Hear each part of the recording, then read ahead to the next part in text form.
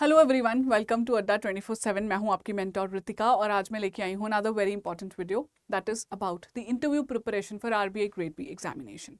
अभी जो एनवायरनमेंट मैं देख रही हूं बच्चों से बात करके वो ये है कि shall I even start my preparation for the interview और नॉट। एक बारी आ जाएगी मुझे इंटरव्यू कॉल तब मैं बेटर प्रिपेयर कर पाऊंगा या कर पाऊंगी, ये रहता है ना एक usual sentiment which is not right, क्योंकि आप अपने प्रीशियस डेज जो हैं वो खो दोगे। And interview, trust me, is kind of your another examination. 75 marks का है, इसके मार्क्स काउंट होने आपके फाइनल लिस्ट में। And there are things that you need to prepare for this interview. आप ऐसे ही नहीं जा सकते हो इंटरव्यू में। अगर आपके मन में ऐसा है कि बस अब तो इंटरव्यू तो kind of just personality test होगा, मैं जैसा हूँ मैं जैसी हूँ वो टेस्ट करना है, नहीं। There are things that you can work on yourself. आप अपने आप को ग्रूम कर सकते हो और एक अच्छा रिजल्ट दे सकते हो। So keeping that in mind मैं ये आपके लिए वीडियो लाई हूँ। आई will also show you the target score जो आपको इंटरव्यू में करना चाहिए। ठीक है, क्या स्कोर आपका फेज 2 में आएगा तभी इंटरव्यू कॉल आएगी। उसके बाद में I am also going to share with you the 4 pillars of your interview preparation. ठीक है, तो आगे बढ़ते हैं इस वीडियो में अबाउट द इंटरव्यू प्रिपरेशन। लेकिन उससे पहले मेरी एक रिक्वेस्ट है, आप लोग प्लीज़ हमारे चैनल को सब्सक्राइब कर दीजिए अगर अब तक नहीं किया है। बहुत सारा क्वालिटी कंटेंट है जो हमारे चैनल पे आपको मिलता है। उसके अलावा हमारी मोबाइल एप्लीकेशन भी आपके पास रहेगी तो बहुत बेहतरीन होगा, because you will get a lot of free content वहाँ पे भी। ठीक है, तो चलो फिर आगे बढ़ते हैं। सो फर्स्ट ऑफ ऑल मैं आपको बताना चाहती हूँ कि इंटरव्यू जो है उसका क्या वेटेज है, कैसा रहता है। फर्स्ट थिंग फर्स्ट है ना, पहले क्लैरिटी रहनी चाहिए। तो देखिए, ये क्लियरली आरबीआई की नोटिफिकेशन में लिखा हुआ है दैट कैंडिडेट्स जो है वो सिलेक्ट किए जाते हैं इंटरव्यू के लिए based on the score on paper 1, paper 2, paper 3। तो आपके फेज 2 के स्कोर के बेसिस पे ही आप इंटरव्यू में कॉल किए जाओगे। ठीक है जी।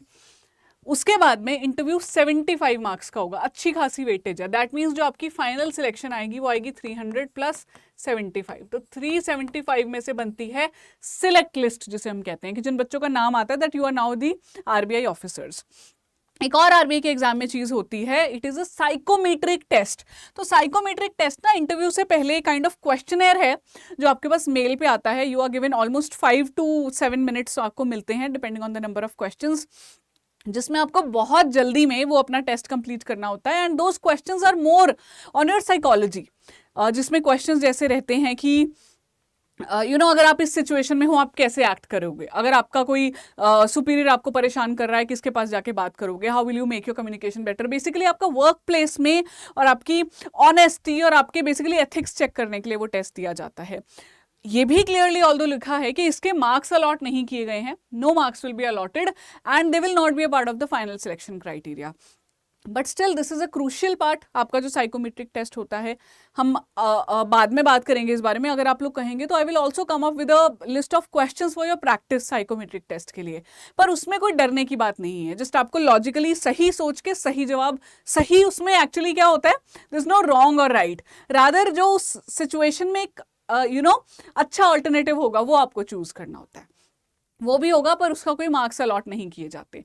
तो आपका एक 75 मार्क्स का इंटरव्यू है जिसमें आपने टारगेट करना है, और एक साइकोमेट्रिक टेस्ट है जो आपको घर से बैठ के अपना कंडक्ट करना होता है। ठीक है, ये हो गया जी आपका इंटरव्यू के मार्क्स। अभी मैं आपको दिखाती हूँ जो लास्ट ईयर 2022 में जो कट ऑफ आई थी, क्या स्कोर था उन बच्चों का, those who were called for interview.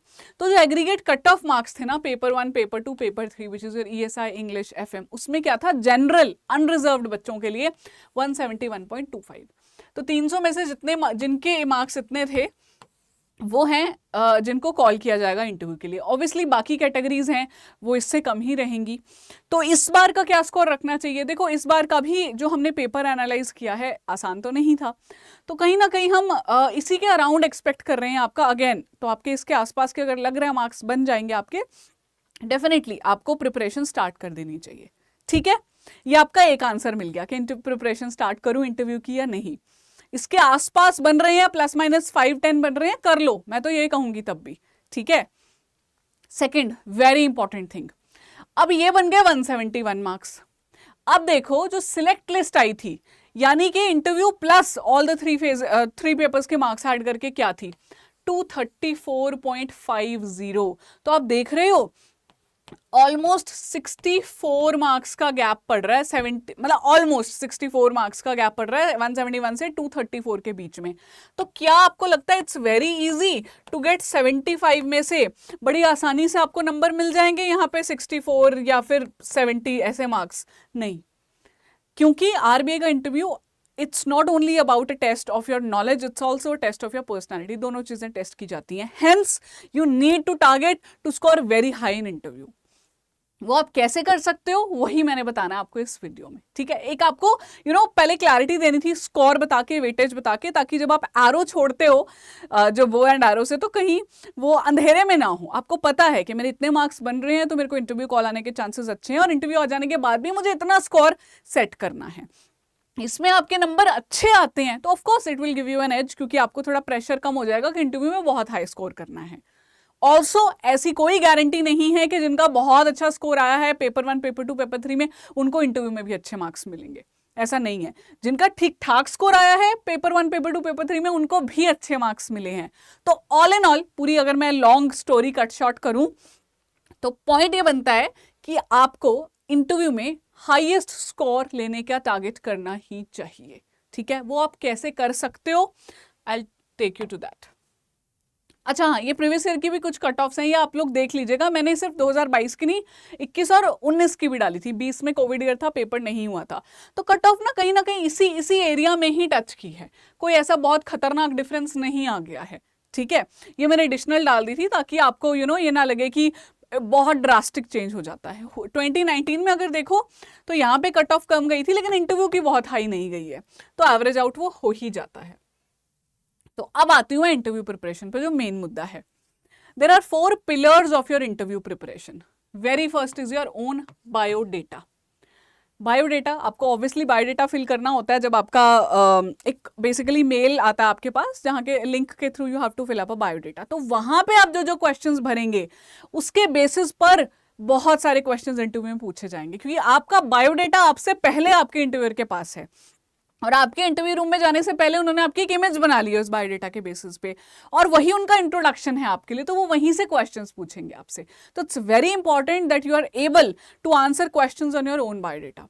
देखिए, मान लीजिए कि मॉनेटरी पॉलिसी कमेटी है, उसमें कुछ मेंबर्स के बारे में आपको नहीं पता है, दैट्स ओके, पर अपने खुद के बारे में आपको नहीं पता, ये तो गलत है ना। कि आपने क्यों जॉब छोड़ी, अगर आप पहले जॉब करते थे, या आप किसी पेपर में आपको क्यों लगता है पास नहीं हो पाए, कुछ भी ऐसा क्वेश्चंस हो सकते हैं, तो आपको वो बहुत अच्छे से प्रिपेयर्ड होने चाहिए।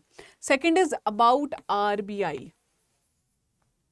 ऑफकोर्स एक आप हैं, एक वो ऑर्गेनाइजेशन है जहां पे आप जाना चाहते हैं, that is Reserve Bank of India. इन दोनों के बीच में चाहिए कंपैटिबिलिटी। वो कैसे सेट होगी कि आप जानते भी हैं आरबीआई के बारे में या नहीं, तो वो आपको प्रिपेयर करना है अबाउट आरबीआई बहुत अच्छे से। कैसे करोगे बताने वाली हूँ आगे। थर्ड जो मुद्दा है प्रिपरेशन का, that is current issues not affairs.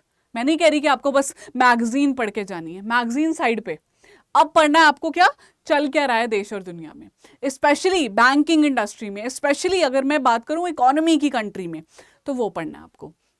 Fourth is your base knowledge. Base knowledge क्या है? बेस नॉलेज देखो, एक तो आएगी आपके सिलेबस से, ऑफ कोर्स जो आपने अपना पढ़ा है ना, जो भी आप सिलेबस टॉपिक्स पढ़ते हो, और दूसरी बेस नॉलेज वो भी आएगी जो जिसमें आपने ग्रेजुएशन किया है, आपका मास्टर्स है, तो आपकी क्वालिफिकेशन से भी बेस नॉलेज निकल के आएगी। ये एरियाज आपने कवर करने हैं। तो मैं 1 बाय 1 अब आपको लेके चलती हूँ। सबसे पहले आप प्रिपेयर कीजिए, जब स्टार्टिंग करेंगे करनी, तो अभी तो बायोडेटा थोड़ा सा समय है, तो आप सबसे पहले क्या कीजिए, आप सबसे पहले कीजिए 2 न्यूज़पेपर्स पढ़ना स्टार्ट जी इंटरव्यू के लिए। एक आप पढ़िए द हिंदू, और दूसरा आप कोई बिजनेस न्यूज़पेपर पढ़ सकते हैं, जैसे it can be Live Mint, it can be Business Standard, Economic Times हो सकता है, but my suggestion is go for 2 newspapers. और न्यूज़पेपर्स में भी ना अपने जो वर्ल्ड इकोनॉमी वाला पेज होता है, जो इंडियन इकोनॉमी वाला सेक्शन होता है, एडिटोरियल्स होते हैं, है ना, वर्ल्ड अफेयर्स होते हैं, उन चीज़ों को आपने ज़्यादा पढ़ना। ओपिनियंस आई होती हैं लोगों की, वो चीज़ें आपने पढ़नी है ज़्यादा, ताकि आपका होराइजन डेवलप हो।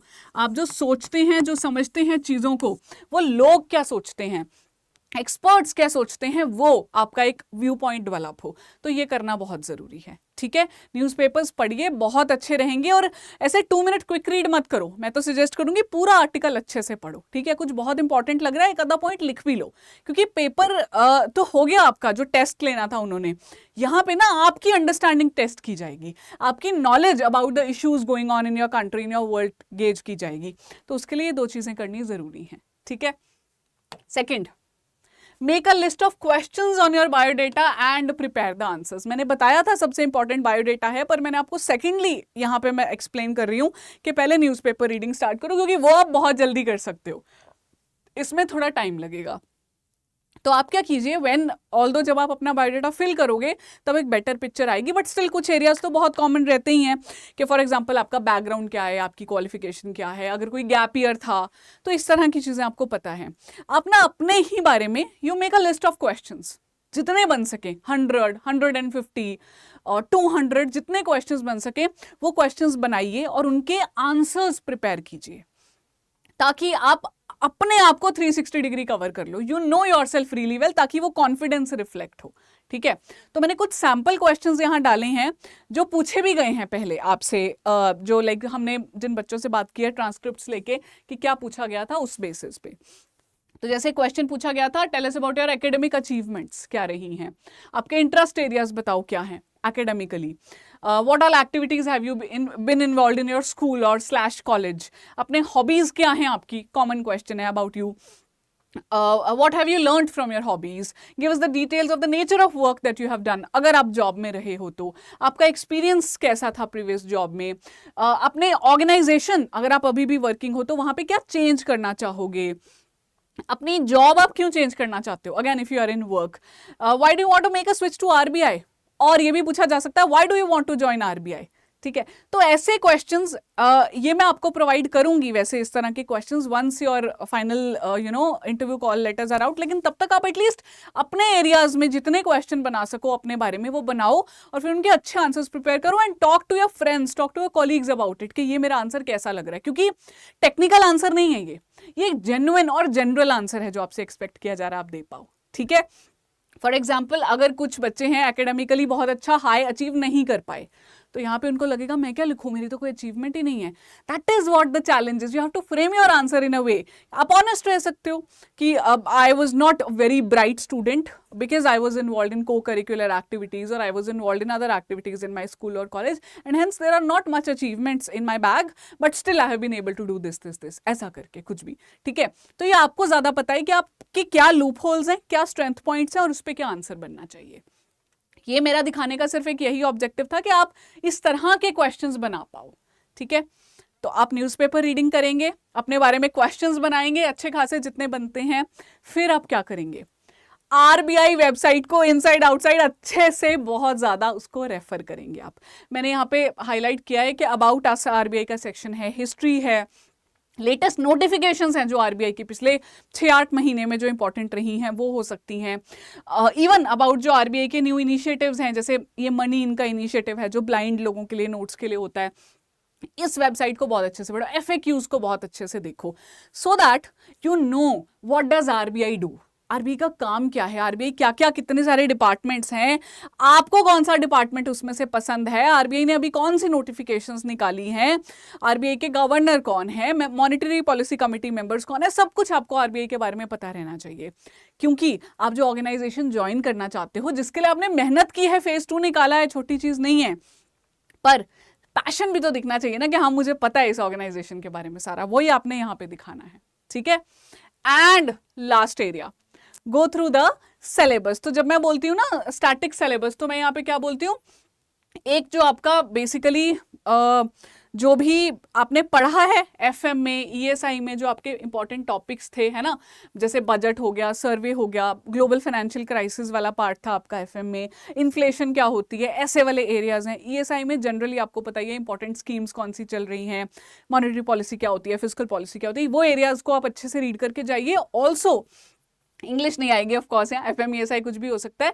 तीसरी चीज जो आप यहाँ पढ़ेंगे, जो भी आपकी ग्रेजुएशन या क्वालिफिकेशन के सब्जेक्ट्स थे, थोड़ा सा उनको भी जरूर गो थ्रू कीजिए, ग्लांस जरूर मारिएगा कि मैंने अगर बीटेक किया है तो मेरे क्या सब्जेक्ट्स थे, कौन सा सब्जेक्ट अच्छा लगता था मुझे, मेरा क्या प्रोजेक्ट था, वो अभी कुछ न्यूज़ में चल रहा है क्या, कुछ मेरी आईटी की स्ट्रीम थी, लेट्स से आईटी की स्ट्रीम से रिलेटेड कुछ न्यूज़ में चल रहा है क्या, तो इस तरह की चीज़ें थोड़ा सा। ये 4 एरियाज हैं बेसिकली जो आपको प्रिपेयर करने हैं बहुत अच्छे से। स्टार्ट कीजिए, very first step is easy, that is newspaper reading. तो न्यूज़पेपर रीडिंग से स्टार्ट कीजिए, फिर अपने ऊपर काम कीजिए, फिर आरबीआई की वेबसाइट और पढ़ाई वाला काम तो आप कर ही लोगे एनी हाउ, जो लास्ट के 3-4 स्टेप्स हैं that anyhow you will be able to do. ठीक है, जाते जाते एक लास्ट टिप मैं आपको देना चाहती हूं, that be your self in your interview, be your best self in your interview. अपने आप जैसे हैं वैसे अपने आप को प्रेजेंट कीजिए, लेकिन पॉलिश्ड वर्जन। ठीक है, हम फेक नहीं करेंगे, लेकिन हम अपने आप को ग्रूम करके अपनी बेस्ट सेल्फ को प्रेजेंट करेंगे। कुछ मुश्किल नहीं है इंटरव्यू में अगर तैयारी करके जाओगे तो। That's it. अच्छा, if you want me to come up with psychometric वाले क्वेश्चंस तो जरूर कमेंट कीजिए, मैं एक लिस्ट लेके आऊंगी। और उसके अलावा वीडियो कैसा लगा जरूर मुझे बताइएगा। I wish you all the very best, I wish to see you very soon.